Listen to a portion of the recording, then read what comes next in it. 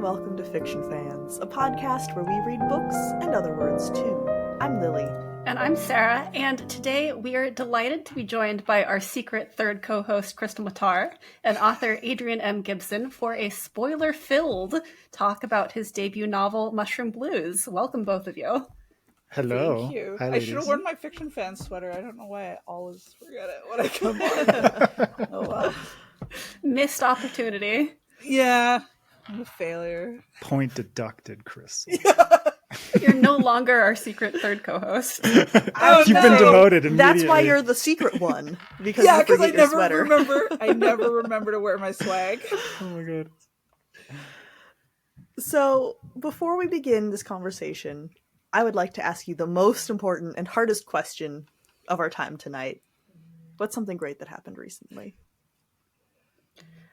I'll start. Thank you. I'll take one for the team. My good thing is, okay, so I'm kind of reusing it, but it's a different rose, so it counts. Sure. One of my roses is blooming, and it's very pretty. This is the first year that I've had it in. And it's very pretty. It smells gorgeous. I'm really pleased that it's grown so much, and it makes me happy. That Aw. is a good thing. I mean, I could take it from Sarah's lead. My mushrooms are growing from my book, and that makes me super happy. Even though it's like into a on the gardening themed podcast. Hell yeah. Yeah. Even though it's on like the opposite end of the spectrum, it's like mine is kind of more repugnant, and it doesn't smell is terrible. Cool, though. Yeah, it smells Yeah. nice and stale inside that Oh, little okay, that I little fruiting understand. chamber. Yeah. It's not the But same as rose smell. For a lot of people, it is repugnant to be like Okay, mushrooms I in understand. general. Yeah. They But anyways, taste yeah. better, though. Yeah, they do. Well, they're rose- like, if you give me some rose, what's the like rose water or Yeah, rose you know, water like, or the syrup. yeah, Rose like rose water hips. syrup is amazing. Rose hips, yeah. are also So good. you're saying highly manufactured and manipulated roses are acceptable. That is not arguing effectively that they are better than mushrooms. No, Rose because hips are No, not no. manufactured. Yeah, and rose water Okay, is just like the petals have been soaked in water and then they make syrup out of it. That's So it's not that technically manufactured. processing. But it's That's not like still more heavily processing than just manufactured. chomping into a That's mushroom. that's Okay. who chomps into raw mushrooms though? Like, don't we cook What? mushrooms? Salads. That's also That's a processing. salad, yeah, all the time. I don't know what raw Had a mushrooms you salad aren't. with You mushrooms. you've never had raw mushrooms, Krystle? No, I don't think I've ever seen raw mushrooms in salads. Maybe it's like, I don't know. I feel Oh like my this God. isn't exclusively a me thing because I eat at restaurants like a normal person, and never once have I been served mushrooms on a salad. It's usually So only I button understand. mushrooms. Just to Oh, clarify. maybe. Yeah. Anyway, Krystle, But what's Adam- going on in your life? What's a good thing that happened to you lately? I don't have any growing things. Like I feel like I'm letting the team down, but I'm on a plant buying ban. So I don't have any new growing things. But I guess the reason I'm on the plant buying ban is because we've booked all of our stuff for Glasgow. I think we're fully booked for everything we need this week, which feels pretty awesome. It's real and it's gonna happen and it's non-refundable, so I'm for sure going. I like that caveat. It's Yeah. gonna happen. It's non-refundable. Yeah, exactly. Well, my good thing is tenuously garden related because my parents are visiting for the summer. They got here this week. It's wonderful. They're like, your garden looks terrible. Let us fix it for you. I mean, they said it nicer than that, but that is what they've done. I called it. Way to I go, called Adrian. it.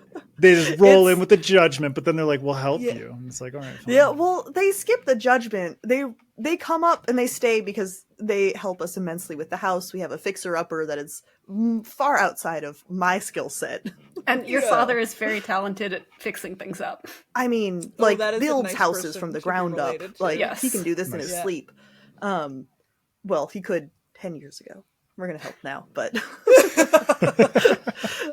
they roll up. My dad has an entire literal pickaxe to take the blackberries out of our yard, and then my mom just sits Wow. there and weeds, and that's her happy place. And I'm Does like, she have "Great." the gardening knee pads?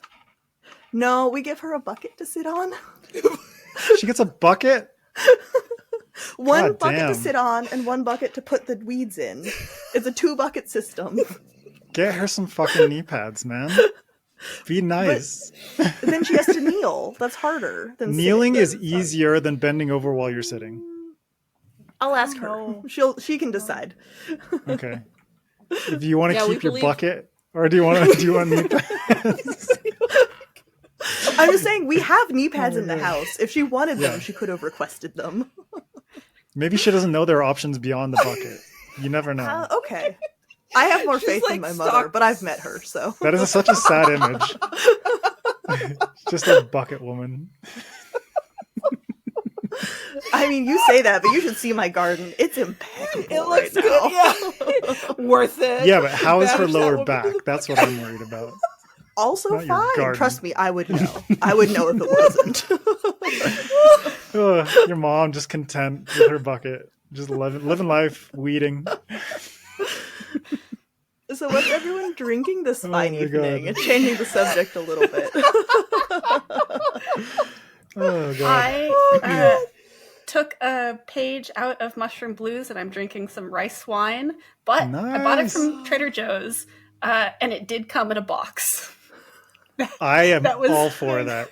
That was didn't the You are only drinking sake box they had. sake. That is amazing. That's. Box I love sake. That is great. Incredible. I Yeah. didn't know. I had no idea that you could get sake in a box, and I feel. Neither I mean, did of course. Like they've just like bastardized every alcoholic beverage to box status. at this Trader point. Joe's would. Yeah, I Yeah. agree. This is Yeah. the only sake they have. I asked because, like, I was looking for bottles, right? And I didn't see any. And I thought surely Trader Joe's is going to have something. Right. So I And you're like, asked "Yeah, the here's person, and this she was like, box." "Yeah, we have it. It's right here." And I got there, and it's a box. It looks like a little mini milk carton, basically. Okay. Interesting. So it's ever so slightly classier than boxed wine, is what Right. I'm hearing. Yes, I do think boxes are more environmentally friendly than glass, so you can just like use that. Use that to your are. advantage. They are. It's true. Yeah. If they wanted to get like super mushroom bluesy about it, they could be like, "This is made of myco paper," Yeah, there we or go. something like that. Myco carton. Missed Come on, Trader opportunity Joe's. there. Get Yeah, your missed shit opportunity. together. Jeez. We're gonna rack up one missed opportunity per person in this. Yeah. one. I mean, we're on a roll. We got boxes and buckets. We're having a great time. Well, I'll go. I'm back to the classic laddie. I have to. Although I feel like I've accumulated a second missed opportunity because I have a writer's cheers that's Japanese cask finished, and like that would have been topically really perfect. But I'm a failure, and I went with You're not a failure, Scotch Krystle. instead. Yeah, You're just listen, a little bit of a failure. Like Thank you, like Sarah. a smidge. I'm ahead. You're on a the B missed plus. opportunities. I'm winning. Yeah. Well, as worse per than being a as per failure. usual, yeah. As per usual on fiction fans, I'm not drinking water, just regular What? water. Oh, okay. No, it's like I don't drink much alcohol, but I am drinking. It's called Wheatig, and it's basically like naturally carbonated mineral water from Oh. like a volcanic spring. So it's like cool water. Okay, You know? that's like that's Edgy water. Yeah, super edgy, man. But it's like That's it's pretty natural. It's naturally carbonated just because of the like sort of like mineral composition of the volcano and like the gases and stuff like that. And you open that up and it does that nice like a bottle of soda. Yeah, Does it's a good that time. mean that is pretty cool. that it doesn't go flat? It takes a long time for it to go flat. Yeah. Okay, So it's that's like- cool. So it's like yeah. it's held in the water better. Yep. Because it's okay. That's cool. Yeah, and All even right, after I'm you accepting open this water, the bottle and like finish half of it, you can still like drink the second half the next day and it's still carbonated. Wow. that's cool. Yeah, it's really nice. So it's very refreshing. That with like a lemonade with a topping of that is amazing. Oh yeah, that would be nice. Yeah. Well, I told myself I would never drink red wine when we're doing a video recording. That was a lie. I want to see you smile at the So. end of this. I know. I'm just like prepping everyone for the red wine teeth later. It's gonna Yeah. happen. Yeah. I've Adrian my will son- be the only it's- person sober enough to notice. Yeah. Well, it's like my sons after they eat the blackberries in our backyard. I'm like, you Yeah. boys look handsome. So handsome with your purple teeth. Well, this is actually a book podcast. I know. Yeah. I know. Surprise. Surprise. Has anyone read anything good lately? I have only read podcast books, so I'm going to start with that's all I got. I have go get been mine. doing some rush reading to finish my Subjective Chaos reading. You're a fucking trooper, man. I have so many books that I have to finish by middle of next week. You're a machine. I It's- can't believe yeah. it. You're doing such a Wow. good job. But so You're doing great, Sarah. I'm doing something anyway. I've Sticking to it. started reading The Future by Naomi Alderman. And it's really weird because on the one hand, I'm really enjoying it. Like it's a fun sci-fi story. And on the other hand, the themes and messages and parallels with the modern day are just so fucking blatant. I'm like, please, I don't need to be hit in the head with a brick. You are hitting me in the head with a brick right now. Trust the reader. Yeah. Yeah, so it's both good and not good. That is very frustrating. Is it a physical copy or are you reading digital? No, I'm reading the ebook. Okay, because if it was the physical, it's like you're literally hitting me in the head with your fucking Yeah. preachy book. I read The Black Tongue Thief by Christopher Beelman, which was fantastic. Ooh. Yeah, I've seen this that is one, like yeah. a beautiful copy too, because it's like why can't all publishers just like treat their books equally? It's like The Black Tongue Thief with this nice like black end papers. It's not that fancy, but it looks nice. It's a nice touch, though. Like, Yeah, it is. It's like a very that simple extra- touch. Yeah, but Yeah. it's classy. But this is a very funny book. Great protagonist, with just like a very wry sense of humor, which I absolutely love. And I've heard that Christopher actually narrates the audiobook in like a Scottish accent. Oh, that's cool. Which I've just went to listen to the sample afterwards, but it's so thick. Like it's so thick. I could imagine people hitting the audiobook and be like, I am turned off immediately or I'm super turned on. Turned on. Yeah, exactly. Like I'm just like I'm dripping there. from listening to this audiobook. But this book is fantastic. It's like really cool world. Lots of cool like monsters with like goblins and giants and things like that. But the sort of very, very messy found family was like a vibe that I could very much sort of latch on to. And the humor is amazing, but there's also touches of like sadness and sort of melancholy and things like that. It felt very well balanced in that sense. Yeah. And for me, like the closest comparison I can draw is like Kings of the Wild kind of thing by Nick Games. But yeah, fantastic book. Black Tongue Thief. We're like totally by accident color matched on the books that we got. I also have a yellow. Soulmates, Krystle. Yeah, exactly. It doesn't have nice hand papers, but see, it's yellow. Anyway, it's called Wild and Wicked Things by Francesca May. And I've only just started it, but I'm still considering it like a good thing that I'm reading. Because it's one of those books that I bought like 2 or 3 years ago. And I actually don't even remember buying it. I like it's I'm sure if you looked on your Instagram, you'd have a post where you're like, I went to the No. bookstore and like came back with way more than I expected. I don't even know because I don't remember, like so completely don't remember. But it just so happened to be exactly the book that I needed right now, which is why it feels really cool. Where like I just got off of reading a couple of books that were like aggressively heterosexual in a way that was wearing me out. Like I was tired and I needed something lighter and like a little bit gay. And so this one it's like a Gatsby retelling, but make it witches and make it sapphic. And it's just like, yes, this is what I needed. Thank you for existing. I don't remember buying you, but it must have been magic or something because I needed this right now. So I'm really enjoying that. Krystle was just needing some wild wickedness. I needed yeah, that's not a plot twist. I needed some gay witches in my life. And if you want to wreck for afterwards. Oh, Sarah, what was the Donahue book? Help me. Oh, Hamlet. I know this. Exit Ghost. There we go. Oh, okay. Exit Ghost. I It's think I've heard of that a one. Richie Girl Hamlet retelling by Jennifer Okay. Donahue. So good. That does sound really good. It sounds like if that's the vibe you're feeling, highly recommend Yeah. that to be your follow-up. I'm probably gonna do The Witching Hour next by Anne Rice. Because I don't know why. But like I read it when I was a teenager, and that's 20 years ago now, and I still remember certain parts of that book, which is extremely unusual for me, and it just felt like the right time to revisit it. So yeah, I guess I'm on a witch kick. I don't know, I can't explain it. We all have those phases in our lives. Yeah. yeah, I'm just circling back now. Yeah. Like the moon, the phases, they come back. Yeah, exactly. Well, today we'll be discussing Mushroom Blues by Adrian M. Gibson. I also read and enjoyed that book. You did more than read this book. It was a lot of fun. And I haven't beta read in a while before you. No, that's not true. I guess I did Tori's book.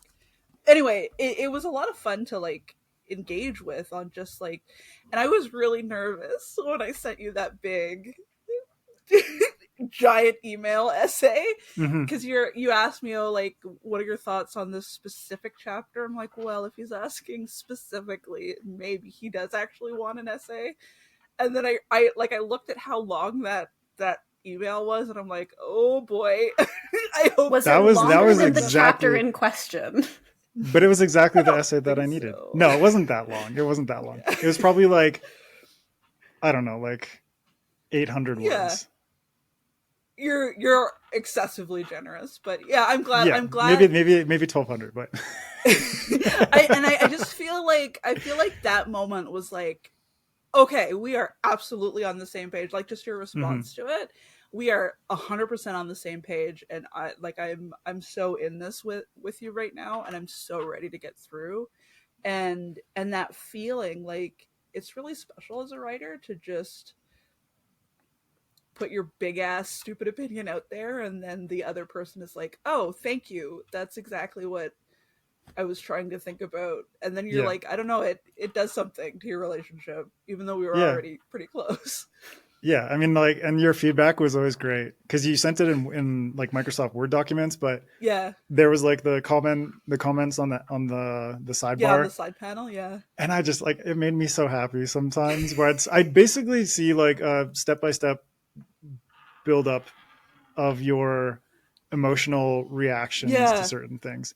Because you would reference GIFs, you would use like emojis and shit like that, and it was just like, and I loved like whenever you would capitalize, just like, oh no, you didn't, oh shit, and it's like, you did, and I was just like, I loved all of those sort of like momentous sort of like build-ups towards the eventual like, holy fuck, Adrian, like like things like that just made me so happy. It must be really fun, like scrolling through and you start to see me catching on to your world building, and you're like, yes, I did, bitch, just keep reading. So it was very special to be able to have like you, especially you and MJ along for that ride. Was just like, you two basically like you gave me the don't start, sort I'm of, gonna get all emotional, stop it. you gave me like the confidence and the momentum to just like keep moving. Yeah, so I'm honored, and it was a lot of fun. It was genuinely a lot of fun, and I'm really proud. I'm so proud of how huge you've splashed this book. It deserves it. Thank you. I love you. So You're amazing. Krystle was one of your beta readers. At what point in your process did they get to see the draft? Like where was that? This was like towards the end, because this was a race to the finish kind of thing, where I was doing like final revisions basically up until the day that the book like launched. So this was like, I set myself with a deadline and I basically pushed myself toward it, because if I didn't have a deadline, this book wouldn't have come out this year. Like, I just know how I am. So Krystle was basically, you saw it like through January, February, and into March. Yeah, that sounds about right. I like Yeah. it. It was a couple of weeks, I remember, till your launch when I got that last chunk, and I did it in like 2 days because Yeah. the tension had built so good, especially like the waiting, like because you sent it to me in like I guess 3/4, Like maybe? 10 chapter Or, chunks, basically. yeah. Why did I say 3/4? 4/4. And so yeah, so it's like sometimes there was a bit of a wait between each one, and it's just like I need the rest of that book. I need it. So yeah. Did knowing that the process was so close to the end change the kinds of feedback you gave? No, I don't think so, because if there were problems, I wanted him to have the opportunity to address them. So, although, like, that being said, it was a very polished product that I had, so there weren't any Like the first, I things. feel like the first 10 chapters Yeah. were the most unpolished, and then Yeah. everything else that I sent you was like It was more just and more confident and polished. Yeah, and you're just knocking down the domino. I think that's very common for us in this industry, where like the early parts of the book, like you're not really sure how it's going. You don't know if the setup is good, but then at some point in that process, you start hitting those dominoes that you've been working on, and it's just a matter of knocking them down. And that's definitely what I saw, where that like the big essay that I mentioned was in like the Chapter 5, four I or think. five. Yeah, 4 or yeah. 5, yeah. Quite early on. And it was just like this think piece of like, well, this is what's implied and this is what you're trying to talk about, and I would expect to see XYZ things. Like if this is being given as much weight as I think it deserves, then through the series or through the book, I would want to see these kinds of reactions. And then Adrian's like, yeah, actually that's exactly what I'm doing. And I was like, okay, cool, you're great. Yeah, and so it was just like it felt like that moment, like there was only small changes to be made after I made that essay, and it just seemed to put a little bit of fuel into you as far as hitting those points that I was talking about. And knowing that those are points that I want to touch on in like the future books yeah. as well. Yeah. How much back and forth was there? Or was it, here is my book, here is my response? Or was it more of a conversation? It was mostly like I would give you like 10 chapter chunks and you would give me your feedback, and then we would have like a conversation on like Twitter DM about it. It was basically how it went. Yeah. So it's kind of like pretty much exactly that. Like there was never like that much back and forth, and because Krystle's feedback was very clear, and the things that I knew needed to be applied, I would apply in the way that I thought was best. And then we would talk about it a little bit more on Twitter DM, and then she'd be like, where's the next batch? I think if I remember correctly, the last batch I was in your DMs like as I was reading, because it was just you were live tweeting me pretty much. Yeah.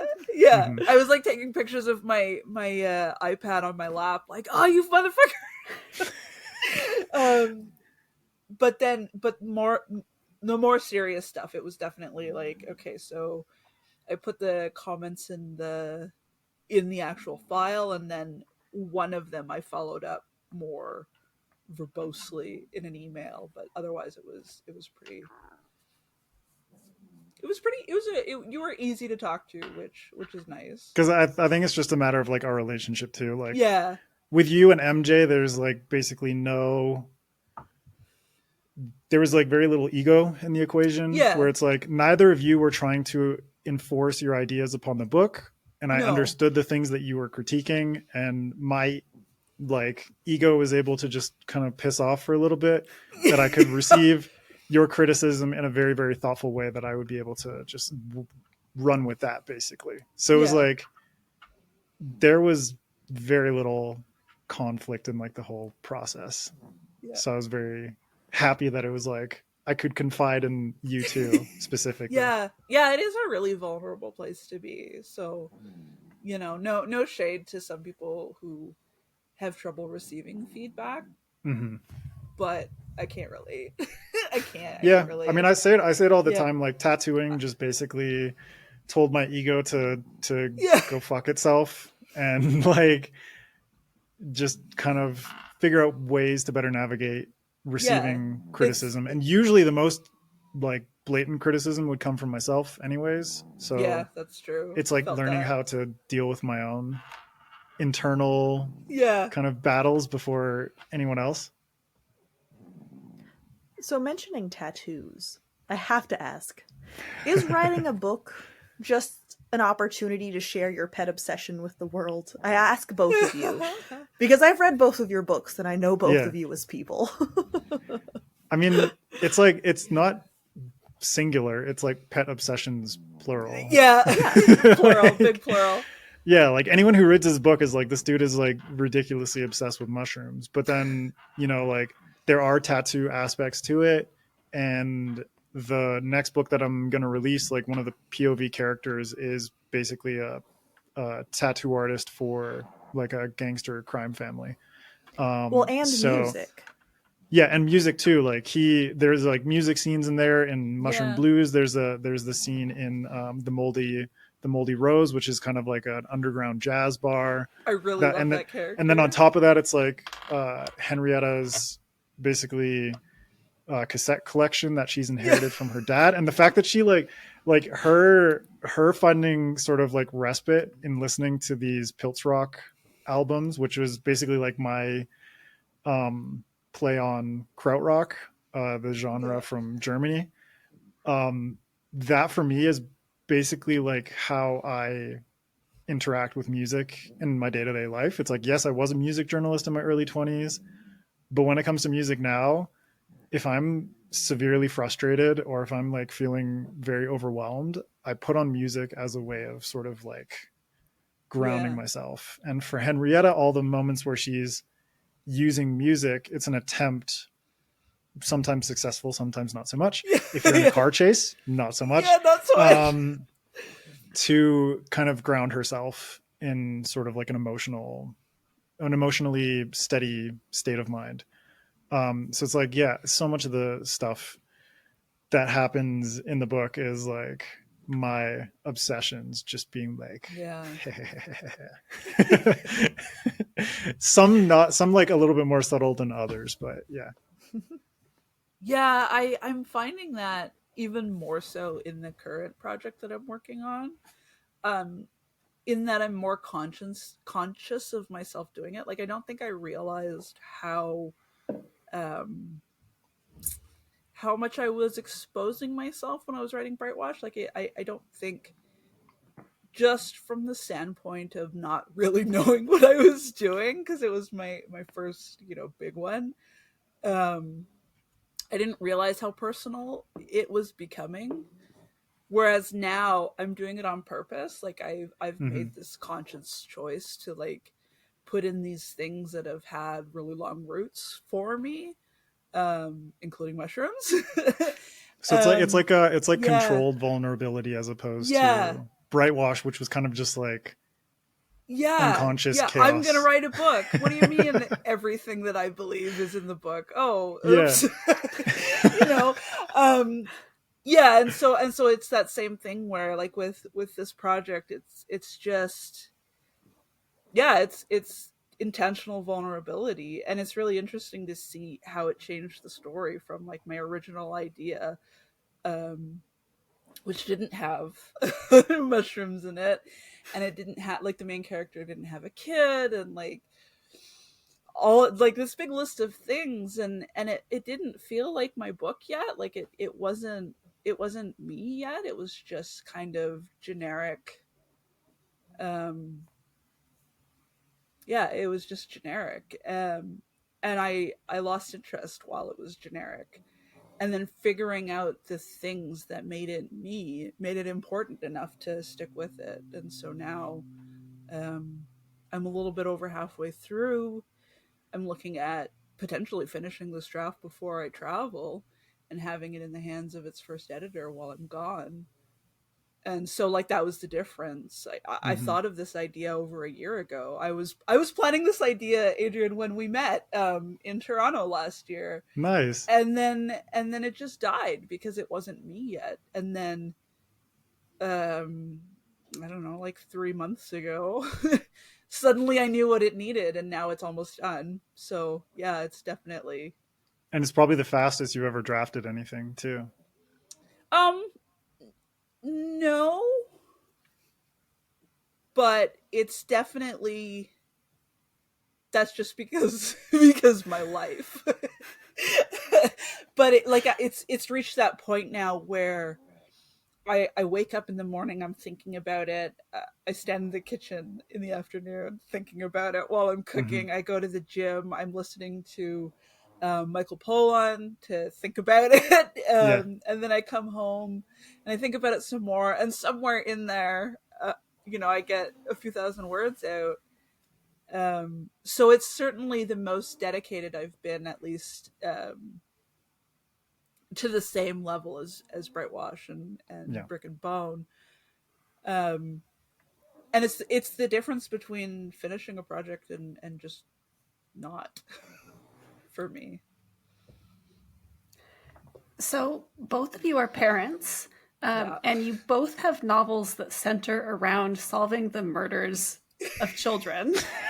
How do you handle that emotionally? Every now and then we just like, man, in a fantasy novel you wouldn't have good chances. No, that's not a real answer. Please. Yo, don't if you go. were Neo Kanoko, you'd be fucking done, dude. But no, for me, it's kind of like the book, like Mushroom Blues started, the seedlings for Mushroom Blues, the spores for Mushroom Blues started with like me becoming a dad and realizing like, okay, I've got this little like baby here because when my first son was born. And he's like super vulnerable. Yeah. So vulnerable that there are like dozens, if not hundreds of things that could kill him every single day. Yeah. And as he got older, it was like, I just started thinking more and more about like, okay, the world is a really fucked up place. And there's just like a multitude of variables that could happen to any human being over the course of their life, whether they're like 1 year old or whether they're 80 years old. And so Mushroom Blues kind of started with this like idea of like my fears as a parent for what the world can do to a child, whether it's like within the house, whether it's external. There are just so many moments in a child's life where things can just go wrong.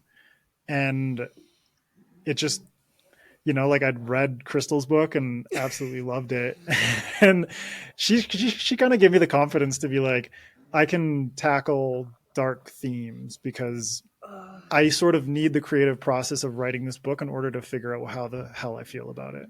Yeah. Same. How I feel about the vulnerability of human beings as they carry out their lives, and especially children, where there are so many things that can just kind of like mold them and shape them in destructive ways. Whether it's like, think of like how many of us have like really horrible habits, like things that you can basically trace back to your childhood as like, I didn't receive enough discipline, or I didn't learn how to regulate my emotions, or all these different things that like, as you get older, you're like, God, why the fuck do I do that? And it's like, many of us go to therapy and then realize like, oh, hey, like I can trace this back, like all the way back to my childhood.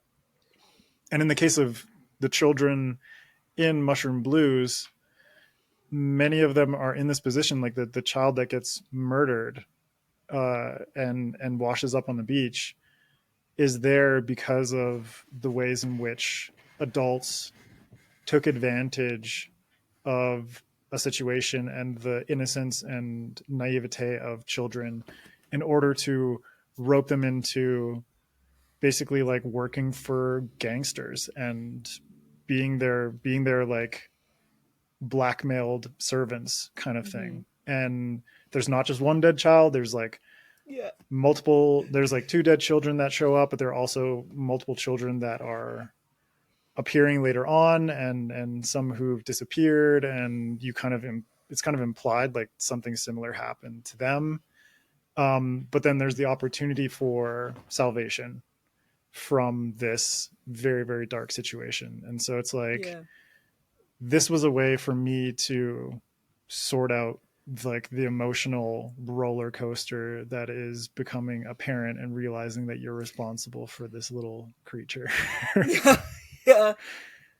Yeah, definitely. A lot of my answer is similar, just that I've been a parent a little bit longer than Adrian. A lot longer. Yeah, a lot longer. Half my life now, which is really weird to sit with. My children, my eldest children, are now the same age that I was when I became pregnant. So it's really weird to sit with that, but it's also part of why it's such a big part of my writing. And Brightwash specifically is asking a question of, you know, what are we as a society willing to give up for convenience? And in that question, obviously, is a really complex answer.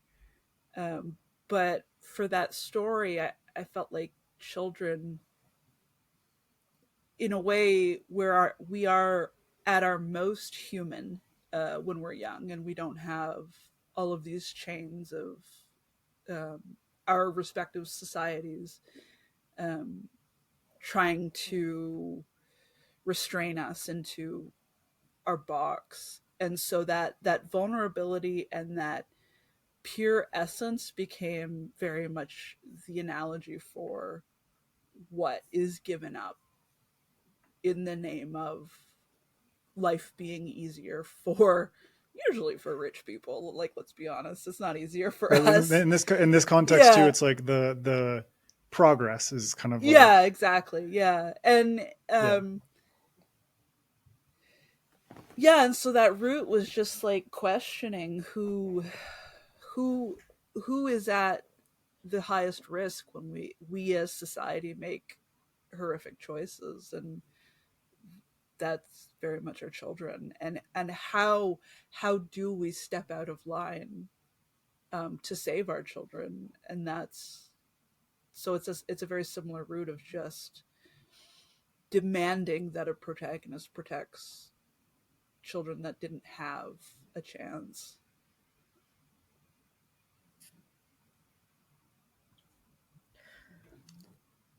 When Unexpectedly extremely heavy question. It starts with dead children. I feel like you expect it to be pretty heavy. Yeah, I guess so. Yeah, chapter one First of each page. book. Yeah. So these are also mysteries. We don't know why these poor children have died until a little bit farther along in your stories. Because the authors have issues. Well, I guess we knew that. As a writer, do you want the reader to be solving the case as they read, or do you sort of want them to follow along with the main character, just along for the ride? I think it depends on the kind of mystery.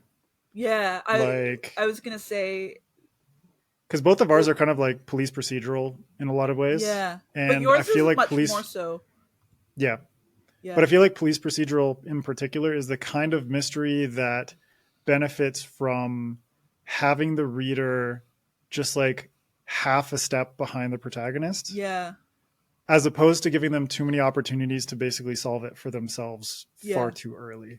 So it's like the police procedural provides ample clues, but it's not like a locked room mystery or anything like that where all the clues are provided. Mm-hmm. Or a cozy mystery where it's like the environment is much more kind of contained.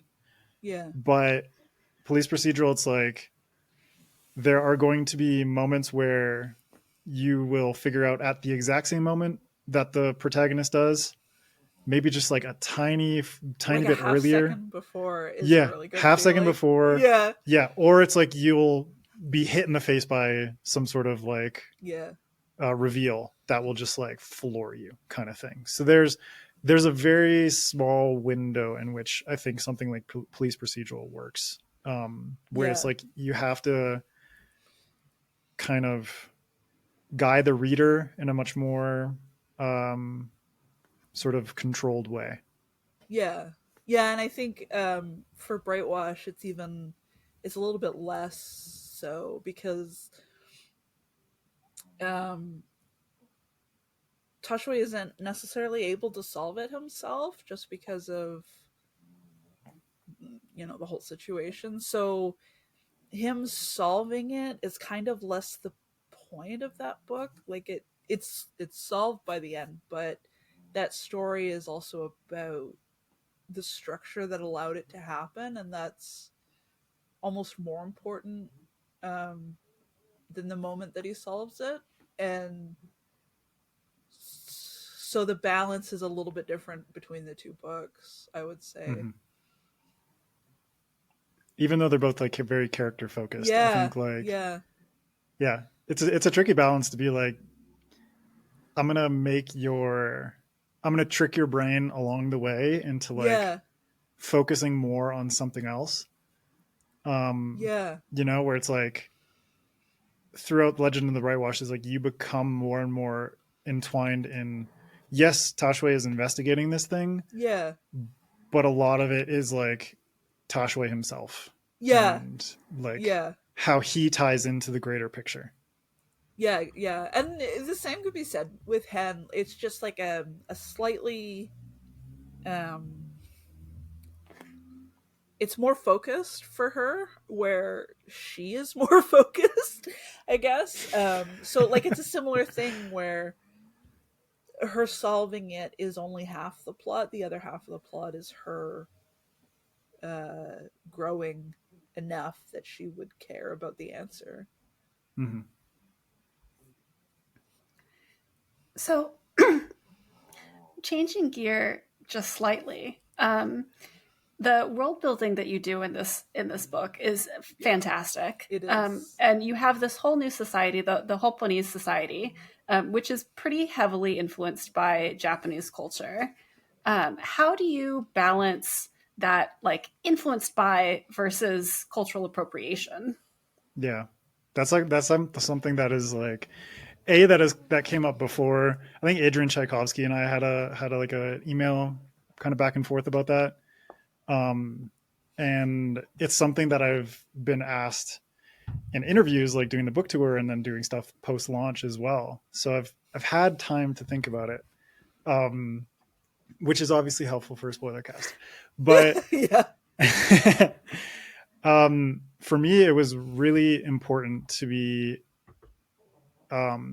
just very thoughtful and kind of rooted in sort of like a love and appreciation for Japanese culture when it came to creating this society. And I think I spent so much time before I even started writing Mushroom Blues doing the world building and illustrating things. Like, so much of my world building process was just drawing the fungal people, drawing sort of like Hopponese food and architecture and all this kind of stuff. So I had an idea, like a visual reference point for what this world looked like how these people looked, and how these different pieces fit together. And so for me, it's basically like, I never came at anything from the angle of, I want someone to come away from reading this passage or reading this interaction or whatever, thinking that the author wants to preach about, the plight of the fungal people in such a way that it's like blatantly trying to get a reaction out of you. Yeah. I did everything in such a way where, yes, I'm basing it on Japanese culture, which is a country that I absolutely love. And it's like this goes like so deep, like my mom and dad showed me a project from when I was like 5 in kindergarten. And the project was like, pick a country that you are really interested in and tell us why. But it's like basically like a travel brochure. was kind of the idea of it. And I picked Japan, and I was 5 years old, and I was saying, I like samurai, and I like sushi, and I like anime, and these kinds of things. And it's like, that's from 5 years old, you know, like this is barely after I can remember things. Like my oldest memories don't go back much farther than that age. And so for me, it's kind of like accruing that love and appreciation over the course of my lifetime, expanding it to Japanese history, expanding it to Shinto and Buddhist religions, expanding it to the cuisine and like actually cooking Japanese food myself, going to Japanese restaurants. My wife and I went to Japan together for weeks and basically got to explore Tokyo and Kyoto and Osaka and Hiroshima and like the areas surrounding them. And so to be able to like immerse myself there, learn a little bit of the language, communicate with the people, like explore the environment that they created and live in, for me was just like so much raw inspiration that it's almost kind of like hard to comprehend until it comes out in a project like this. Yeah.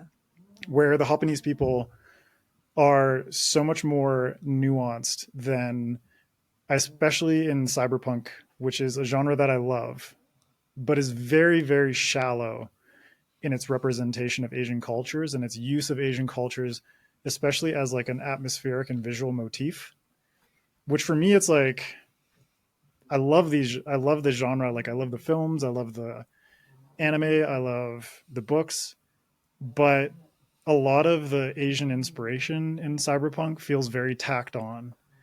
You know, like Blade Runner is one of my favorite movies, but he doesn't need to eat at a fucking rainy noodle stall because it adds nothing to the story. Nothing, like zero. It is just a set piece with a visual motif for him to be in and then receive more information that has nothing to do with the environment that he's in. And so everything that I did in terms of like where Henrietta is, what she's doing there, who she's interacting with, all of that is meant to not only give Henrietta a place to sort of expand her characterization and search for clues and sort of broaden her perspective of the investigation.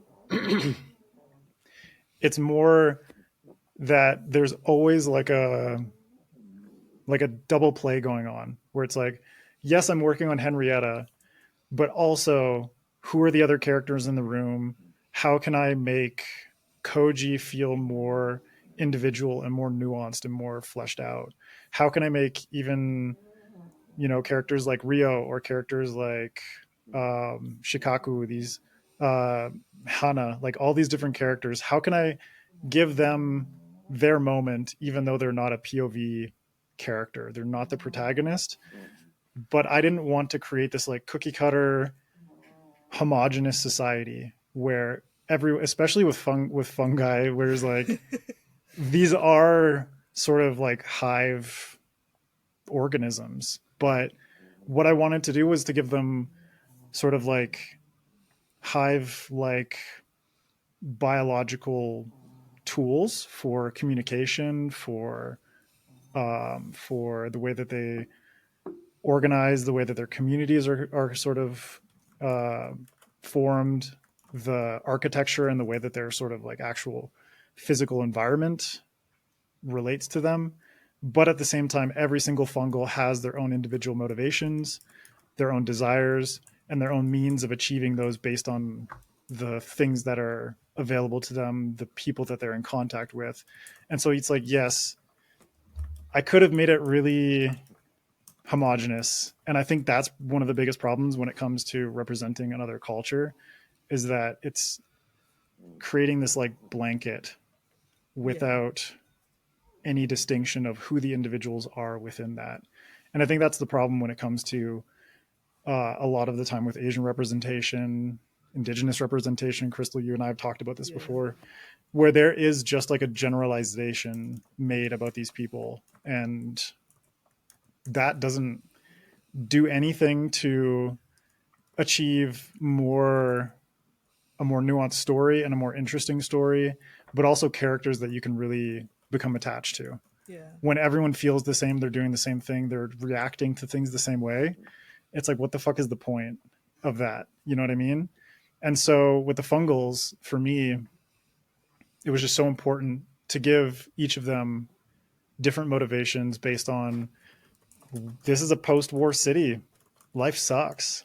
Yeah. But everyone is using the resources available to them, whether they're taking advantage in a very, very malicious way, or whether they're more community driven and are trying to sort of generate more connection as opposed to destruction. And so for me, it's just like, there was so much ample opportunity to, yes, use Japan as sort of like an inspiration and a jumping off point. But then I was able to make it more my own through, you know, like the language and the slang that they have, the religion that they have, their biology and their ways of communicating with each other.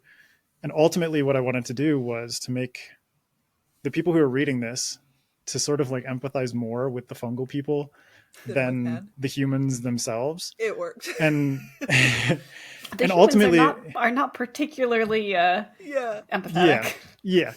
They're but not great. ultimately what that does is like, that gives more agency and more power to a subjugated people, where it's like, yes, at the beginning, like, Henrietta's super racist. She's mycophobic and she hates mushrooms and she doesn't want to be around fungi or Koji or any of this other stuff. Yeah, But she's taking a medication through it. Like, yeah, she's like taking antifungal meds because there's sort of like this propagandized notion that I mean, obviously, like, we all know, like mold can infect you in certain ways. Yeah. But they don't really understand it. And so they're taking these antifungal meds as like a propaganda campaign turn habit. And that kind of, the meaning of that and these ideas will basically bear fruit in later books in the series, where we begin to understand like the truth about how the fungal people were sort of created, like how that branch of humanity came to be, but also through Henrietta's eyes, understanding like the truth of what her country purveyed as like the ultimate truth against a people that they were occupying. And so it's like, what is truth, and what is truth on a societal and governmental level versus what is truth on an individual level.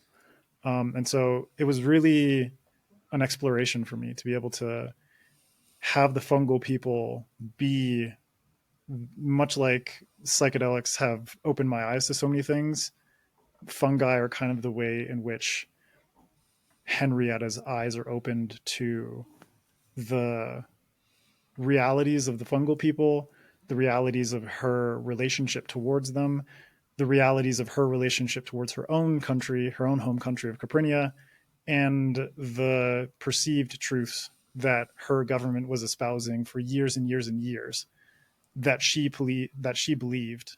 And her sense of reality just starts to crumble. And that kind of lays the groundwork for the 3 sequels to really put Henrietta in a position of choosing between the fungals or her own people.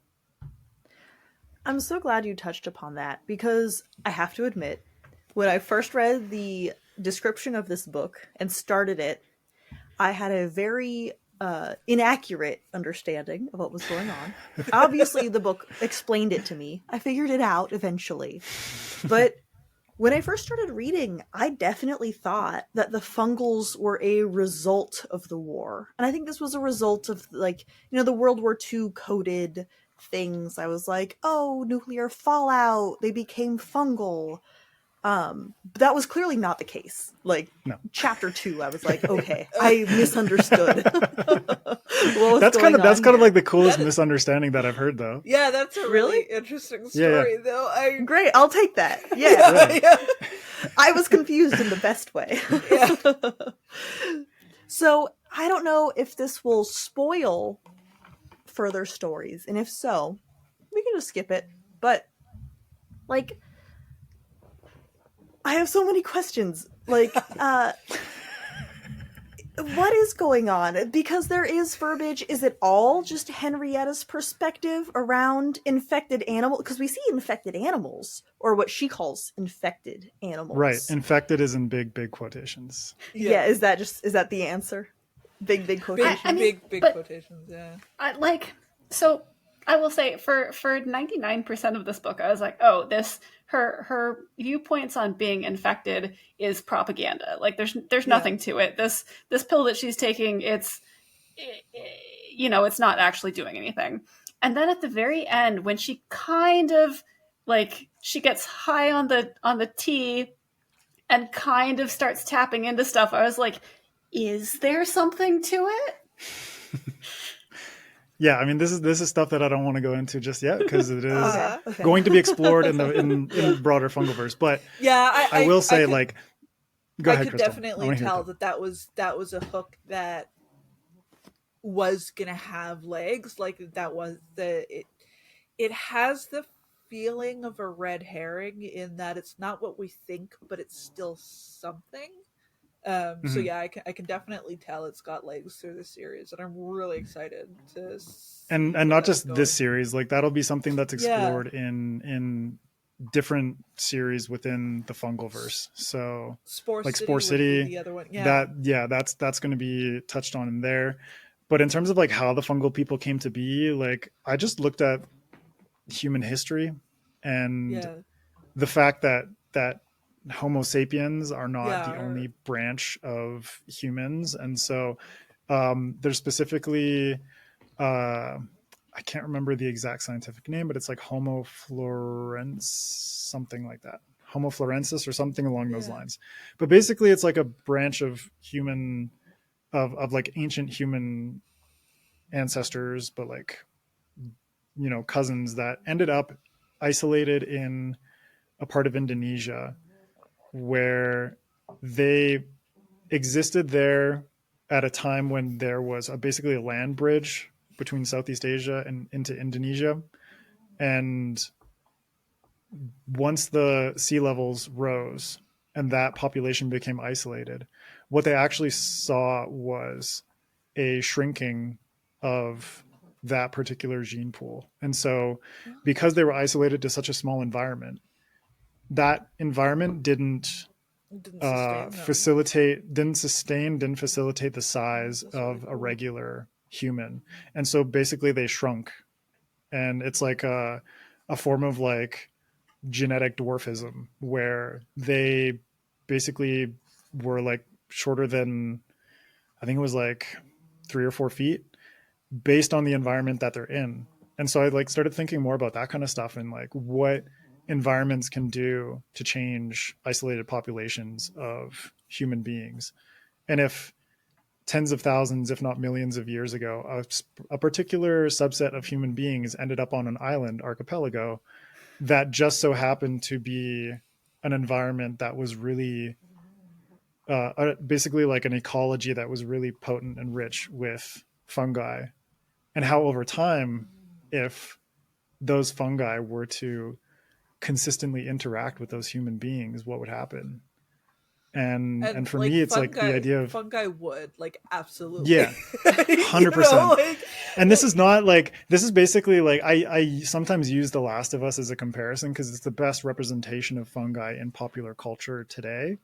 But whereas The Last of Us kind of goes this route of like fungi as a source of zombification, I go the route of like symbiosis and how fungi would sort of view us, not to personify it too much, but how fungi would view humans as a very fertile host, and the ways in which they could work together. Fungi in this house, it's okay. Yeah. You can personify.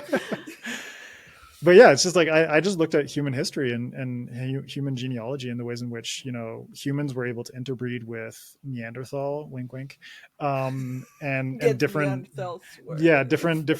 branches of apes that eventually became different branches of humans, and the ways in which they were able to interact and interbreed and develop their own languages, but also adapt to particular environments, for me was really fascinating. And so that was just kind of like this fertile ground for me to let my creativity blossom.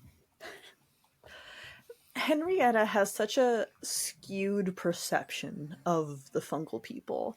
Yeah. I think my favorite thing, you bring it up several times throughout this book, is how, oh, but they're eating mushrooms. That's so crazy. And all I could think was, girl, you're made out of meat.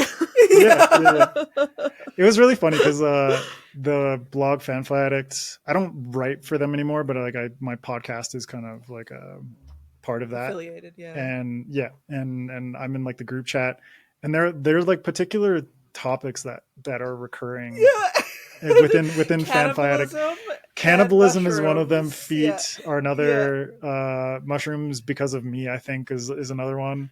But there's also someone on the team who's a biologist. So yeah, I think it started more like when other people started making mushroom jokes. So it's like it's because of you. Like you're the they were aimed at me. Yeah, at first, and then some and now it's kind of like yeah. Everyone's also been mushroom nerds. Yeah. Yeah, exactly. So the cannibalism was funny. Like they asked me, like, "Does your book have cannibalism in it?" And just kind of joking, and I was like, "Yeah." So that for me is one of those things where like Koji addresses it specifically. Like there's a scene in this restaurant called Danban Diner, and everyone around, it's like, if you think about situations where a country has undergone severe trauma and severe devastation, like a war. So I looked at post-World War II Japan and how once the bombs were dropped, so it's like, yes, Nagasaki got destroyed, Hiroshima got destroyed, Tokyo was also firebombed to like an insane degree, where that city, so much of what exists there today was built after 1945. That so much of that city was just leveled, but there are still so many people who are living and homeless, and what are the kinds of situations that evolve from that. And so one of the things that always crops up is starvation and food shortages. And what do these people eat in order to survive? You hear stories of like people trying to live off of, eating leather shoes and just like really horrifying circumstances. And so I figured, like, in a culture and society like the fungals, where they are literally made of mushrooms, what would they do in a situation where they were subjugated to food shortages and a military occupation that was essentially taking a lot of their food supply away from them? And so I was like, okay, like maybe, they're rationed with things like rice and what have you, but you see it in certain scenes, like Emiko's apartment. She has a kitchen made of mycelium, but then she has a little mushroom farm growing from her countertop. And so it's like things like these where I thought, like, fungal people would eat fungi as a way to sustain themselves in a situation. It would be a regular part of their diet. It would also be tied into their religious beliefs in terms of how they view the cycles of nature, cycles of life and death, and decay and rebirth, and how all of those things are intertwined. There are scenes that are going to come later in the series, which I'm really excited about, which is particularly like funeral rites and practices, and how the fungal people approach the thought of death and the ways in which a body is given back to the earth. And so in their minds, because they have the fungal net, which is their sort of brain to brain communication network, where they're able to basically emote to each other. They're able to read each other's emotions and intentions, but they're also able to obscure that information, much like blocking shitty people on Twitter or whatever. those kinds of things, that interconnectedness, their ability to sort of connect with past memories, not just their own, but the memories of other people, the ways in which all of those things coalesce, to me, gave me the sense that, like, of course they would eat mushrooms. Yeah. Why wouldn't they? You know, like they have this interconnectedness as a people who share this land, who share this sort of this language, this way of perceiving one another, this sense of community and connection that they have is so different from humans that I figured, yeah, no problem. Like they would eat mushrooms. But for Henrietta as a mycophobe, for her to see mushroom people eating mushrooms, to her, that is just like the epitome of disgust. And at the same time brings to mind questions of things like cannibalism. And so that was a really cool moment for me to be able to spark this conversation between Henrietta and Koji, where he's so nonchalant about it. He's like, and Henrietta's just, yeah, Henrietta's just like, cannot. She just fucking cannot. But Koji's like, girl, yeah, don't even, you know, like. Your mouth is too busy flapping. You should just eat. We can get on with our day. Eat the fucking food. Eat the fucking food. Isn't expecting the fungals to not eat mushrooms like asking someone to be vegan? Like it's yeah, you're made out of the same thing, but aren't we all? Yeah, exactly. It's like we're all like, us as humans, like we're just meat constructs, and so for us to be able to basically like have that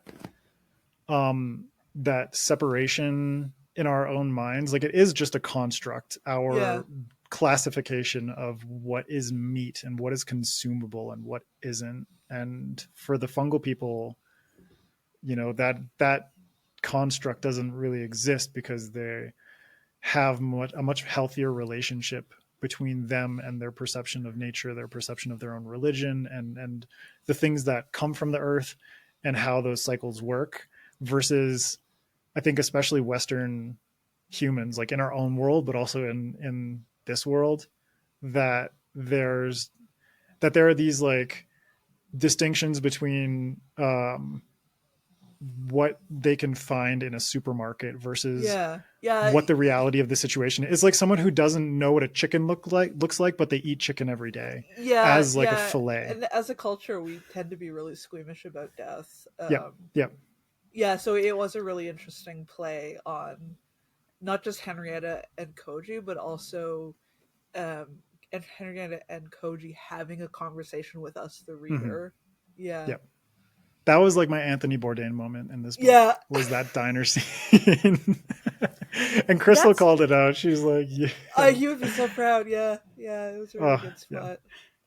That's fascinating to me that's your answer, because I thought it was going to be something along the lines of, they have mushroom furniture and no one would be aghast that someone ate a chair.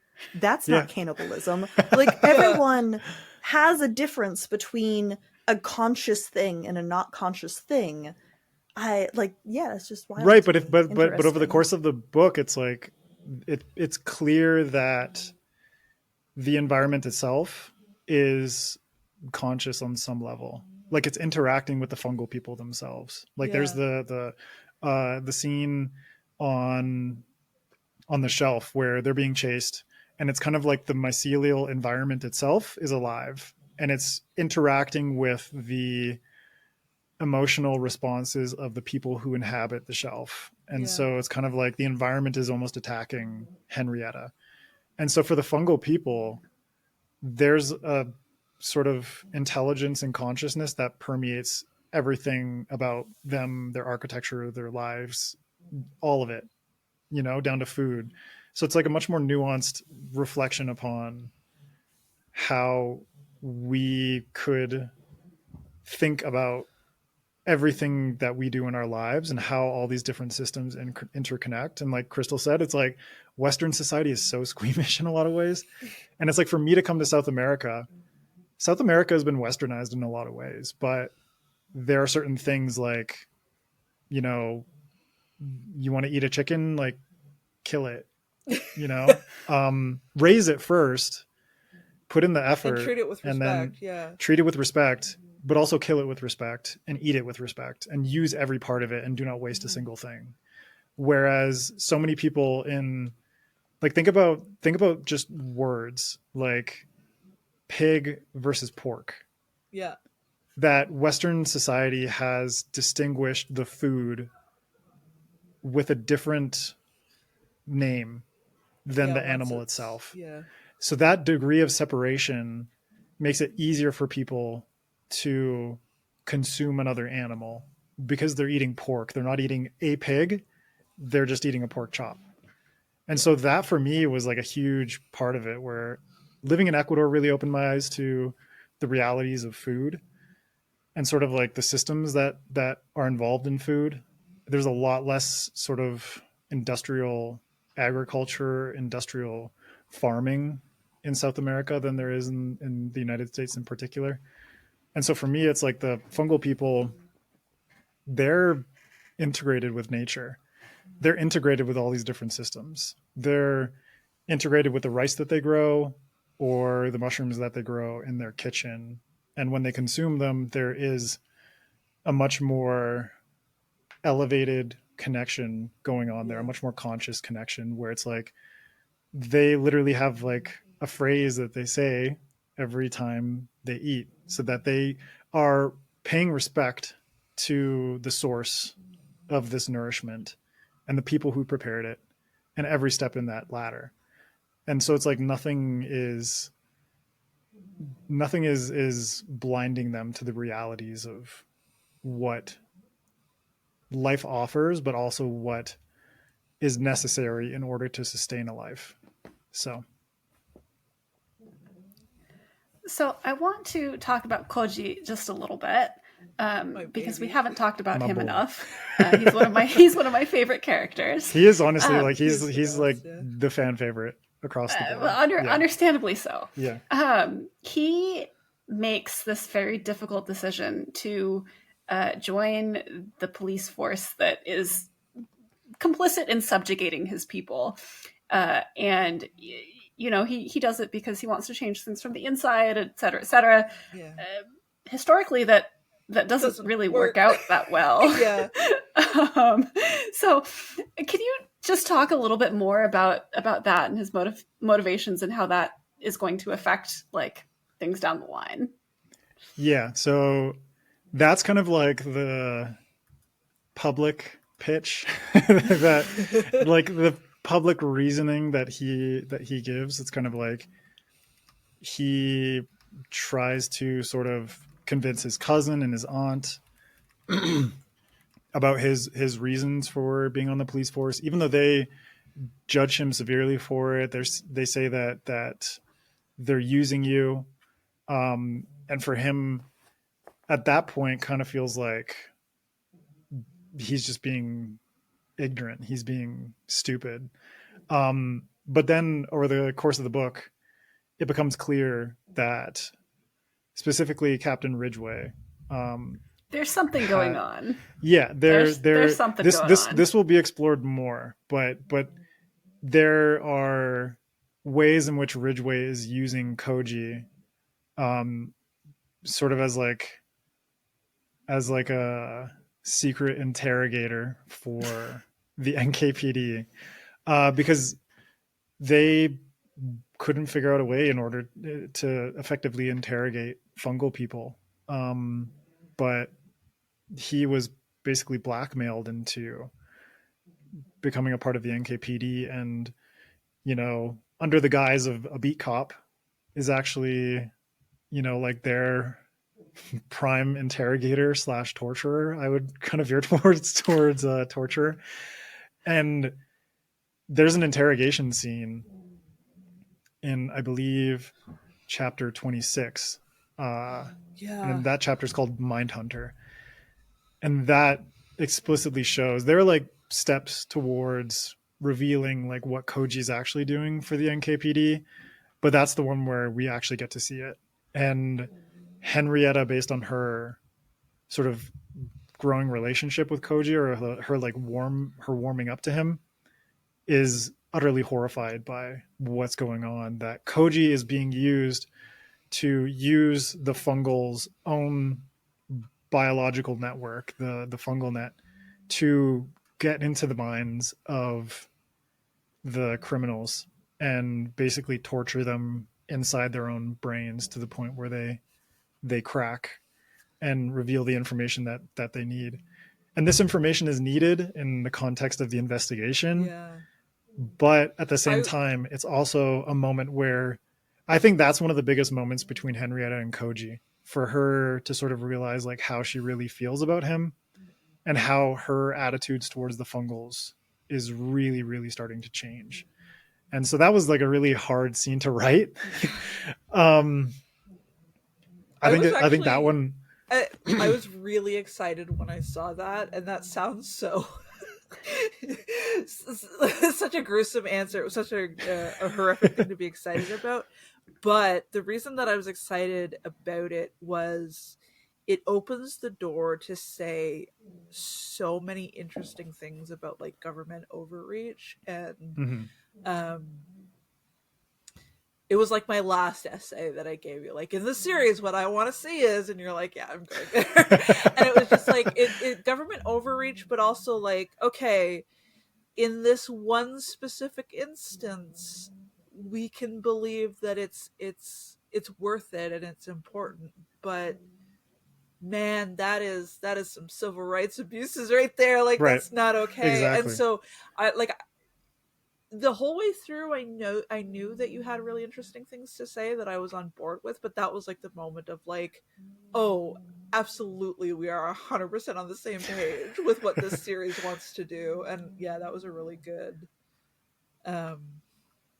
character beat for Het, because if she had seen that earlier, it wouldn't have been as painful. It wouldn't have hit as hard. Yeah, so it was a really good signal that we were in really good hands of somebody who knew what their series was trying to say. Yeah, because I was talking earlier about sort of government propaganda, but also sort of perceived truths and truths that are basically pushed by a government. Like, that whole thing kind of started based on what I'd seen of, you know, the Afghanistan and Iraq war in the United States, basically in the entire fallout of 9/11 and the terror wars in the Western world, and how that played out in the Middle East, and how government overreach and sort of like institutional power becomes so and governmental abused. Vengeance. But specifically like Guantanamo Bay, and the fact that a government could justify something like waterboarding in order to interrogate a terrorist. Controversy about whether or not it was okay. Like exactly. Like that kind of thing is just, it blows my mind. But at the same time, it's like certain circumstances would drive people within institutions to justify a means to an end. And so for Captain Ridgway, based on the post-war environment of Neo Kanoko, he felt it was justified to use Koji in this way in order to convict the people that were making this environment worse. But by doing so, Ridgway is opening a door is basically like darkening his own morality and opening the door for worse things and bringing Koji down with him. And I love what this relationship between like why Ridgway, basically like the relationship between Ridgway and Koji, and how that came to be, and the ways in which it played out, and the ways in which it's going to play out even further in the 3 sequels. I'm just really excited about that, because then I can talk about it more and basically like you don't have to be like this interesting things that'll happen later. But that particular interrogation for me was like, I knew I wanted to have an interrogation because that's one of the beats within police procedurals that I absolutely love. But I thought, how can I make this interrogation like very different from the average interrogation in a police procedural? Because most of the time it's like the good cop and the bad cop and blah blah blah. But because Coach it's is like, sort none of of like that, bitch. I'm science reading your fiction. mind. Yeah. I'm like gonna literally just like Suck extend it out of you. mycelium from Yeah. my fingers and just like invade your fucking head. Yeah. So I thought like this is such a good opportunity because of like the science fictional, like Yeah. fantastical elements to it, that I could make this interrogation so much more powerful than it otherwise would be. And like Krystle said, that was also like that scene played so many different roles. Yeah. It was like revealing clues, revealing more about Tsutomu and his the sort of actual like crime role. that we're Yeah, trying like to... the crime that he committed and him being a serial killer and all this kind of stuff, but also Ridgway's character and his relationship with everyone in the room. Henrietta, her relationship with Koji, Koji's relationship with her, Koji's backstory, but also like revealing so much more about him as a character. That scene was just like, man, it was balancing so many hats. That was a domino scene. Yeah. Like a lot of stuff fell down. It was really. It's interesting to me how you talk about the relationship between Ridgway and Koji, because obviously, I mean, there is this power imbalance. Yeah. Pardon? No, it's not a great relationship, but no, it's not. It's not a great relationship, but there is this power imbalance. There is this terrible thing that he is making Koji do, but at the same time, I kind of get the feel, just from what we have seen in the other characters, that Ridgway is, I don't know if I want to say less racist, because I don't know if that's true, but at least more open-minded about the fungal people.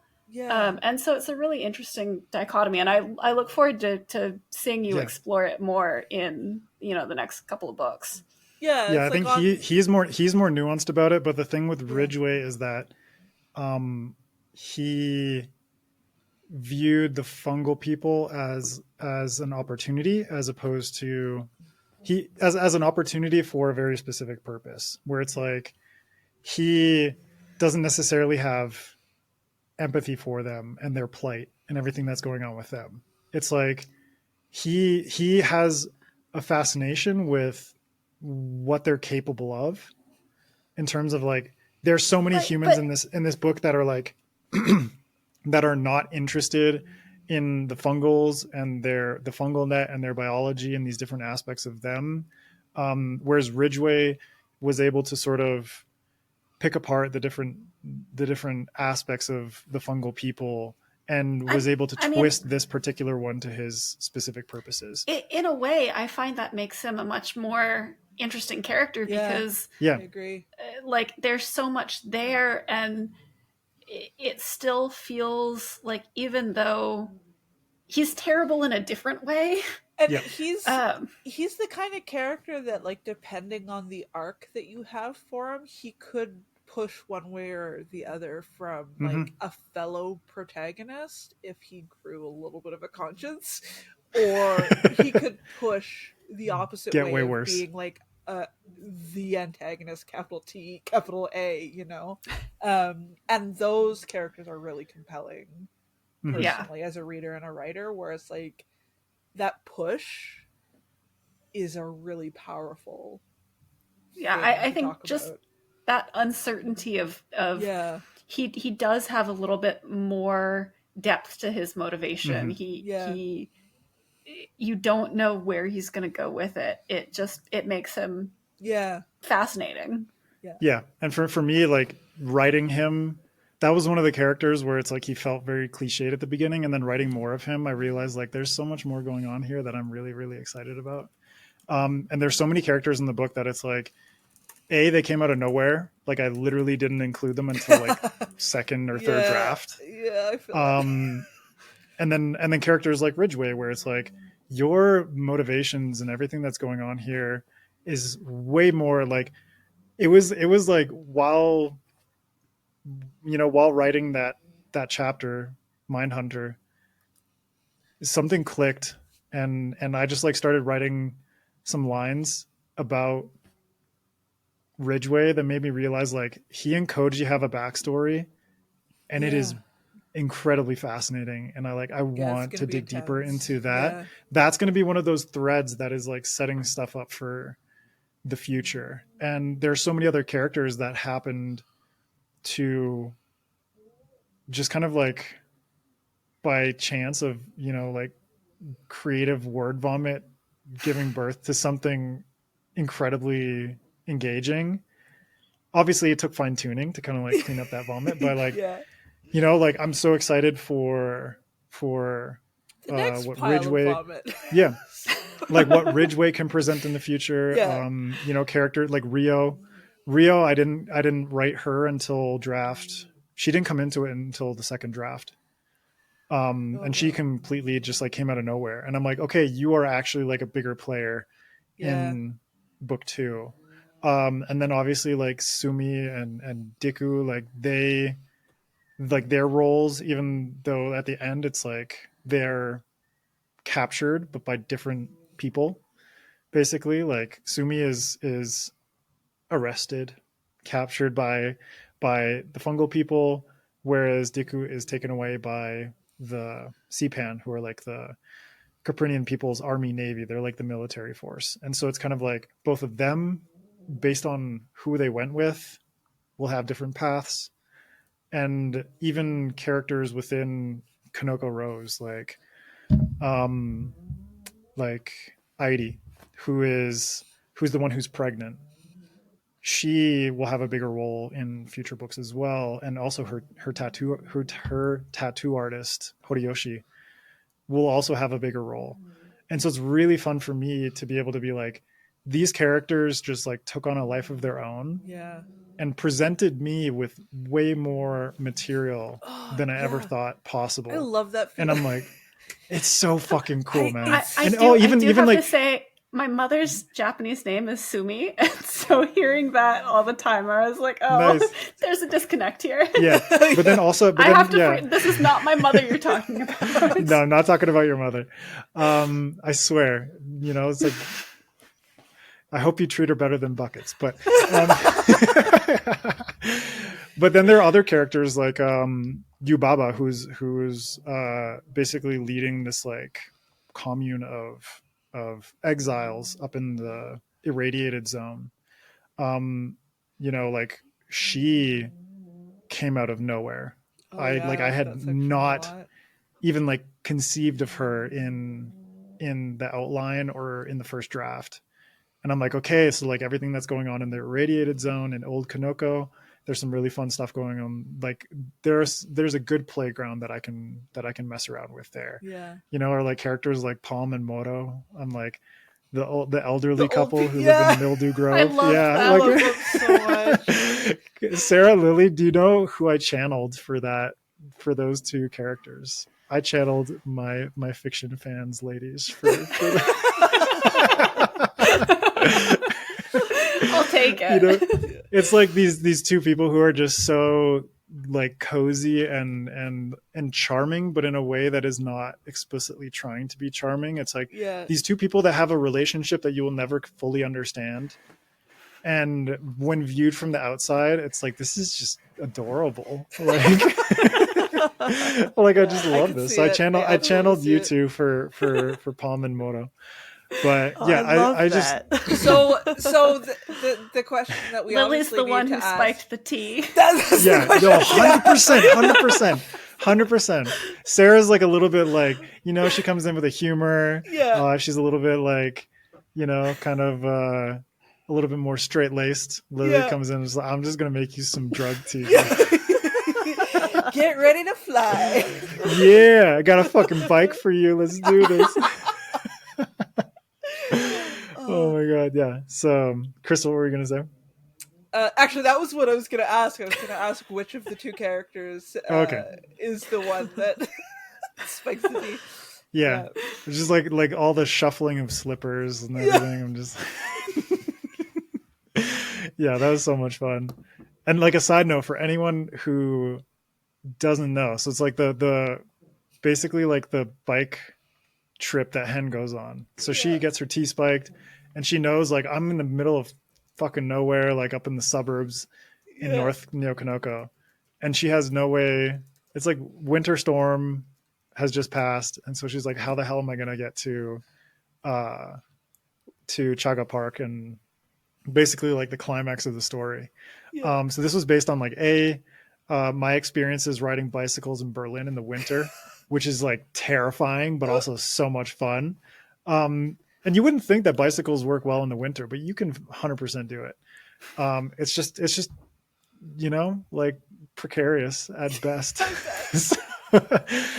And then her basically being drugged and with this psychedelic tea, and the journey that she has going to towards the south of Nyokonoko, like across the city and everything like that, driving a car under the influence of psychedelics, which is also not recommended. Yeah, but she doesn't recommend it either. Yeah. I mean, no, she is fully aware of that. She's so like, this is illegal. I was saying. Yeah, but this is a bad idea. I really liked that moment narratively. Like, it was such a good. It like popped the bubble of tension for just a second, and it gave us a moment to catch our breath.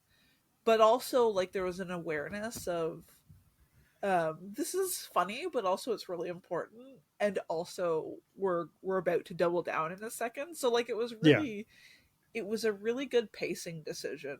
And I always really love spotting stuff like that, where I feel like the ending was allowed to hit harder because we had the chance to catch our breath, and we weren't fatigued anymore. We got to laugh a bit. Right.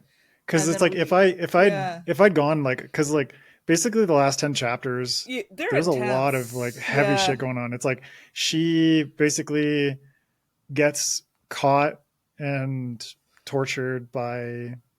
partially tortured by Kanoko Rose, escapes from them, and then ends up jumping into a freezing river towards basically like a nuclear irradiated wasteland. Then she has to get through that wasteland during the middle of a blizzard, is like on the brink of like, she's in the middle of a storm, and she's on the brink of you know, like hypothermia and frostbite. And then she gets saved by a dude with a bow and the fucking tunnels were so stressful. She gets saved by Ogami, who is just a badass with a bow and arrow, and I love that. She gets attacked by fucking like fungal wolves, and like almost has it's like basically like almost gets her like jaw bit, but there's like mycelium creeping out of its mouth and stuff. And it was. And then there's a moment of levity where they're at the commune, but then she has to get over the border and go through these tunnels, and it's like, for anyone who's claustrophobic, like I'm really sorry for that scene. Really... Those were so thank you. I will take that apology. I'm not even claustrophobic, and it was super stressful. Like it was really visceral. And probably so it's like I needed. It came so late. Like the fact that we now were fond of Hen, kind of in spite of ourselves. Like if you had thrown that at her at the beginning, you would be like, "Bitch, suffocate." Like, you're done. You're fine. But by the end, exactly. By the end, we're like, oh, she's really onto something here. So like that moment was really really good. And then like breaking the tension with Palm and Moro, and then the bicycle scene, which was directly inspired by so if anyone who doesn't know, like Henrietta Hoffman, the Hoffman in her name comes from Albert Hoffman, who is a chemist who is the first person to synthesize LSD. And he basically realized that he'd discovered the molecular structure of LSD when he took it, and he tested it and went on a bike ride home. Yeah, and that bike ride was and like it was a huge dose, like compared to what the average LSD dose person takes. A massive amount of LSD, and he was tripping balls. And he was not having a good time. Balls. So that whole bicycle sequence was inspired. Yeah, but that whole bicycle sequence and her tripping balls was inspired by Albert Hoffman's. His eye-opening bike ride in Austria. I think it was Switzerland. I think it was in Switzerland. But yeah, so that for me was just like totally necessary to kind of ease the tension of everything that had gone on before that. But also kind of like I had to work so hard to figure out like how to basically be like, this woman is tripping balls, but she also needs to have a sense of urgency to get towards this like end goal. And I was like, she can't. I basically had to like time out everything and be like, calculate distances based on the map that I created. Cause I even have like a fucking like, I have like a bar that's basically like 0, 2 miles, 3 like miles, 5 miles, 10. Yeah. Like I have a scale of distance. And I was like, how far could she realistically ride her fucking bicycle and get there on time in like a post blizzard city where it's like, you're not the blessing and the curse of having our maps, where it's like you could figure the this map out. No, but the map really helped me in order to figure it out, which is why she's like, I have to get to a police station and basically commandeer a police cruiser in order to get there faster, because I was like, she's not biking the whole way there. In the original first draft, she biked the whole way there, and I was like, that's bullshit. So I had to figure out. And that also like gave an opportunity for her to basically like drive under the influence, which for an ex-alcoholic was a very harrowing, weird experience for her. Yeah.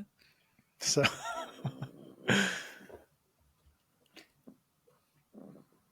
Lily, you're muted. You're still muted. Hello, I'm here. Hi. Hello, we hear you. Hey, what's up? If you had to sum it all up for one thing, what would you want readers to take away from this book? Mushrooms are friends. That wasn't for me to answer. Take it away, Adrian. No, friends and delicious. Yeah. Friends and food. Yeah. Okay, so this is going to be like multi-layered, but it kind of is sort of similar to what Krystle said. Mainly, like I wanted to pique people's curiosity with mushrooms to introduce them to the complexities that fungi have to offer in terms of like, they are your friends. Fungi are friends, people. But that they are these organisms in this sort of like kingdom that exists on our planet that is often misrepresented, very misunderstood, and still quite sort of like obscure in a lot of ways. Yeah, like controversial for some reason, but that's more to do with like the drug classification. No, I think there's aspect also of like things a as well. mycophobia of like, ooh, don't touch that mushroom; it might be poisonous. And they're like, but I will tell everyone out there, like right now, there's no mushroom that you can touch and die from. Yeah. It is not like touching a poison like dart frog or something like that, where the literal excretions on that frog's back can go through the pores of your skin and kill you. Yeah, mushrooms are not like that. Don't do that. Yeah, the ways in which mushrooms kill you is you eat them and they cause liver failure. That is like the number one way in which mushrooms kill you is liver failure. So it's more like understanding you can always touch a mushroom, but you can't always consume a mushroom. But for me, it's like piquing people's curiosity to explore more about mushrooms in their own way, to basically be like, I'm going to introduce you to so many different things that mushrooms can do, whether it's the ways in which mushrooms can be incorporated into cuisine, the ways in which mushrooms communicate. Obviously, the fungal net is like an exaggeration of what fungi can do, but the ways in which mycelial networks communicate through chemical signals with the environment around them, with other fungal organisms, with trees, what have you. But also the ways in which mushrooms can be incorporated into architecture and engineering. The fact that mushrooms can be an alternative to concrete, to be constructed into literal chairs, can be constructed into clothing and microfibers, can be constructed into bricks that can be used in housing and construction, all these different applications of it. At the same time, the ways in which mushrooms can basically heal environments. As much as mushrooms are associated with decay and death, mushrooms are also a source of healing.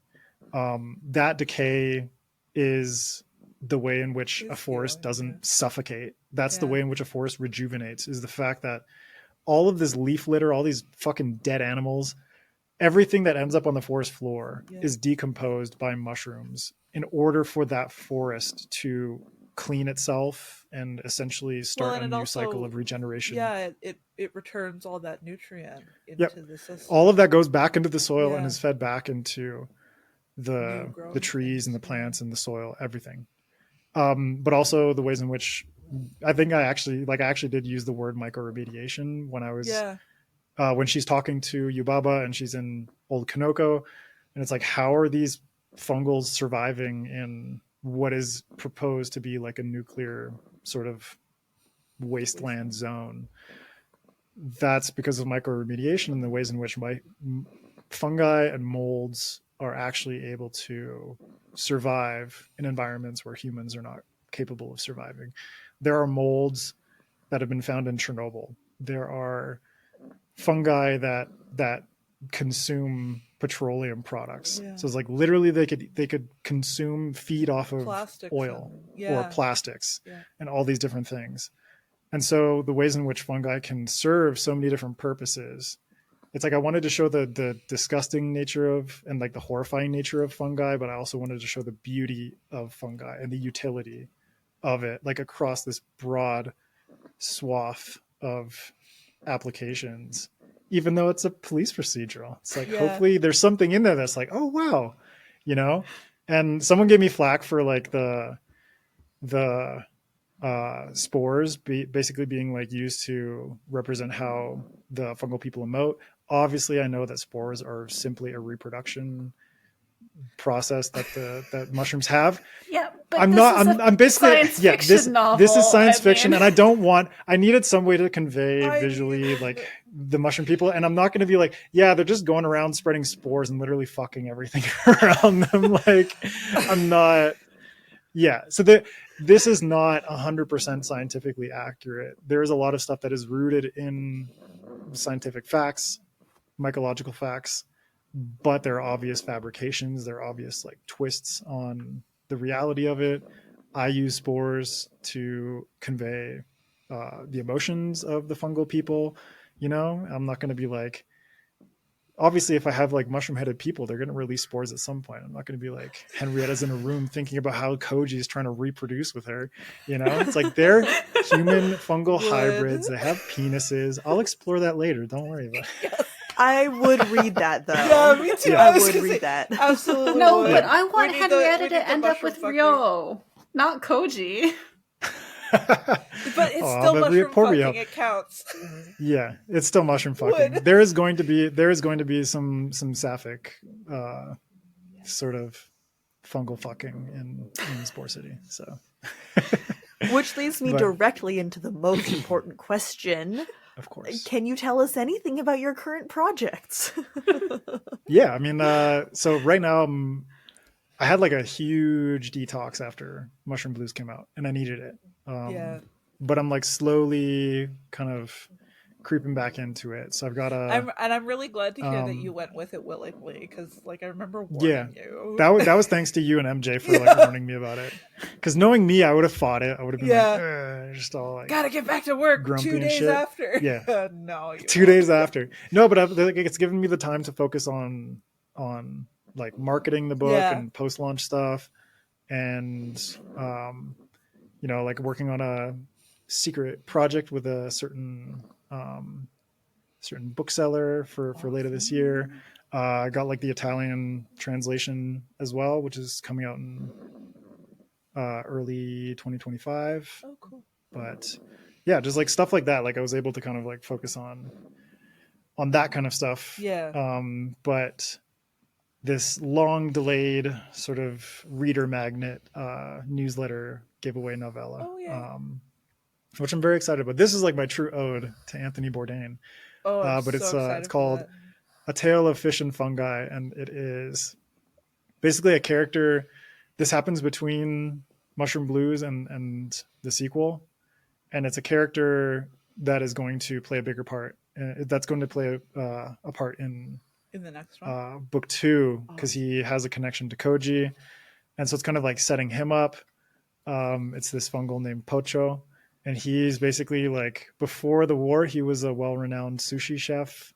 And then the war just like ruined his life. And he after the occupation ended up being forced into the service of Douglas MacArthur. So he's like the commander of CPAN, and basically the one who's running the whole show in Hopon. So he's been forced into being MacArthur's personal chef. And so he's kind of like a prisoner, and he is blackmailed by some gangsters into assassinating MacArthur. Oh, awesome. And so... I'm so ready for so that. I'm really excited about that one. That sounds really fun to read. I'm looking forward to it. And then also the full book that I'm working on is Spore City, which is going to be the start of the Kanoko trilogy. So it takes place in Neo Kanoko. It's in the Fungalverse, 30 years after the Hoffman Report. And that one is basically, it brings our boy Koji back. He's going to be a POV character. There's a half-breed gangster tattoo artist and a human corporate spy. And so that one deals a lot more with corporations and biotechnology, and how sort of like the fungal biology plays into corporatization and sort of like big tech and that kind of stuff. And then there are gangster crime families and corporate espionage, and of course there's like another strange murder. So yeah, it's gonna be a good time. Of course. Well, that also sounds excellent. Yeah. Where can you be found on the internet for listeners to keep track of when all of this comes out? So yeah, you can check out my website, adrianmgibson.com, at Adrian M. Gibson on pretty much every social media platform, although like I'm pretty much active only on Twitter and Instagram. Those are the main two. And then, yeah, I mean, whoever's listening to this up until this point, like it came out on SFF Addicts. So, you can catch me on SFF Addicts podcast every Tuesday with my bestie, MJ Kuhn, where we interview authors and do writing masterclasses. And yeah, you can pick up Mushroom Blues over here. Yeah. It's out in paperback, hardcover, ebook. There's an audiobook coming out in the fall. So you can get this on Amazon. You can get it. You can order it through pretty much like any online retailer, like Barnes and Noble who deals. Anyone like that. The Broken Binding is going to have some new signed hardcovers in stock. If you're in Canada, if you're in Ontario, you can actually pick it up at some physical locations of Indigo chapters. Some of our cool. Indigos are carrying it now too. Yeah, that was a really big which is really cool. Yeah. So yeah. Fantastic. And Krystle, where are you at for our listeners? So I do a different podcast called The Dripping Bucket with the granddaddy of Grimdark, Michael R. Fletcher. You like that? Does he know that you call him that? Yes, I do. Yes, he does. Oh. Yeah. And he secretly hates that you call him. Oh, for sure. And that's why I stick to it. Poor Mike. And I'm allegedly a reviewer on Before We Go blog, but I'm not super consistent, so I'm sorry, Beth. You reviewed my book, so thank you. Yeah, I review excellent books only. I'm on Twitter. My books are available through all of the indie platforms and Amazon. I think that's pretty much it. I think I've got it all this time. No, the other one is I'm a columnist at Grimdark Magazine, and my first article will be coming out shortly. ... Yeah. Excited for that one. So exciting. Well, thank you both so much for coming on. As always, it's always a joy to have you both. Thank you. And Sarah, where can we be found on the internet? We can be found, let's see, our website is fictionfanspodcast.com. I believe that's correct. It is. I feel so much better handle... about my list now. We live to serve. Yeah. Our social media handle pretty much everywhere is Fiction Fans Pod. We're most active on Twitter and Blue Sky. When I don't get distracted by doing other things like trying to read 5 books before next week. We also show up on TikTok when I feel like it. Yeah, I also show up on TikTok when I feel like it, Yeah, but it's don't been a hold hot your minute. breath. Yeah. And you can find Fiction Fans on basically all podcast platforms. Including Patreon, where we post some dumbass shit, so sign Our up for that. specialty. It's totally worth it. Yeah, it's good to be consistent. Dumbass shit only. Yeah. Yeah. If I could convince you of anything, we got dumbass shit. Yeah, we have standards, and it is dumbass shit. Just gonna spike your tea. Deal with it. Yeah. You're right. If anyone had any question if that was correct, clearly that was the right delineation. There. Palm and Moro are gonna start a podcast soon. So. I think they already did. Yeah. It's called the Mildew Grove Pod. Yeah. Well, thanks everyone for listening, and may your villains always be defeated. Oh, I thought you were Bye. going to say, Bye. may your villains always be fuckable, but I guess that's a different podcast. That's, I mean, a subgenre of our podcast, to be Yes. fair. Hashtag trash villain life. Yeah, see? That's where I thought you were going.